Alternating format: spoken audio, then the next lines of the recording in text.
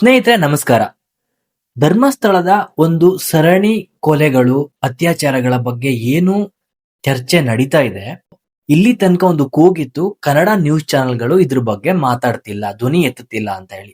Sudden ಆಗಿ ನಿನ್ನೆ ದಿನ ಕೆಲವೊಂದು ಕನ್ನಡ ನ್ಯೂಸ್ ಮೀಡಿಯಾಗಳು ಇದ್ರ ಬಗ್ಗೆ ಮಾತಾಡಕ್ಕೆ ಶುರು ಮಾಡ್ತಾರೆ.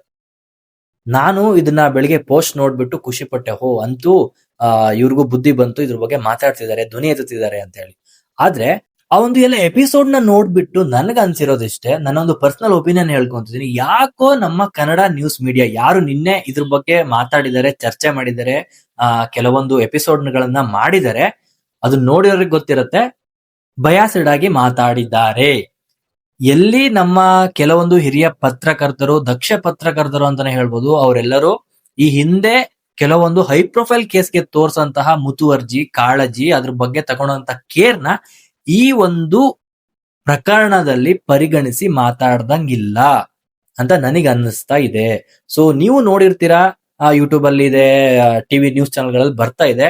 ಆ ಡಿಬೇಟ್ ಗಳನ್ನ ನೋಡಿ ನಿಮ್ಗೆ ಏನ್ ಅನ್ಸುತ್ತೆ ಅಂತ ಹೇಳಿ ಕಮೆಂಟ್ ಮಾಡಿ, ನಿಮ್ಮ ಥಾಟ್ ಗಳನ್ನ ಹಂಚ್ಕೊಳ್ಳಿ ಕಮೆಂಟ್ ಬಾಕ್ಸ್ ಅಲ್ಲಿ. ಸೊ ನನಗೆ ಅನ್ಸಿದ್ದು ಎಲ್ಲೋ ಒಂದು ಸಣ್ಣ ಮಟ್ಟದ ಬಯಸ್ ನನಗ್ ಕಾಣಿಸಿದೆ.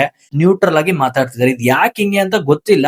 ಏನಕ್ಕಂದ್ರೆ ನಾವು ನೋಡ್ಕೊಂಡು ಬಂದಿರೋದು ಈವರೆಗೆ ಪ್ರತಿಯೊಂದು ವಿಚಾರದಲ್ಲಿ ಧ್ವನಿ ಎತ್ತಿರುವಂತಹ ಮೀಡಿಯಾಗಳು, ಸಣ್ಣ ಪುಟ್ಟ ವಿಷಯಗಳನ್ನ ದೊಡ್ಡದ್ ಮಾಡುವಂತಹ ಮೀಡಿಯಾಗಳು ಯಾಕೆ ಇಷ್ಟು ದೊಡ್ಡ ಒಂದು ಪ್ರಕರಣದಲ್ಲಿ ಈ ತರದ ಒಂದು ಡಿಸಿಷನ್ ತಗೊಂಡಿದೆ, ಮಾತಾಡ್ತಿದ್ದಾರೆ ಅಂತ ಹೇಳಿ. ನೋಡಿ ನಿಮ್ಗೆ ಏನ್ ಅನ್ಸಿದೆ ಅನ್ನೋದನ್ನ ಕಮೆಂಟ್ ಮಾಡಿ.